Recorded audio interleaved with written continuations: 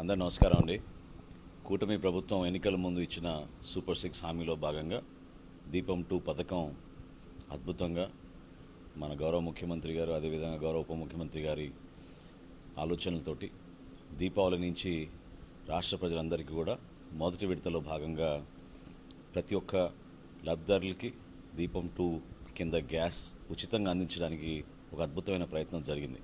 ఇప్పటి వరకు సుమారు 98 లక్షల మంది వినియోగదారులు దీన్ని ఉపయోగించుకున్నారు. మార్చి 31వ తారీఖు వరకు ఇంకా సమయం ఉంది కాబట్టి దయచేసి మన రాష్ట్రంలో అర్హత ఉన్న లబ్ధిదారులందరూ కూడా ఉచిత గ్యాస్ పథకం దీపం 2 కింద పొందే విధంగా మీరు ఇమీడియట్గా నమోదు చేసుకోవాల్సిన అవకాశం ఉంది.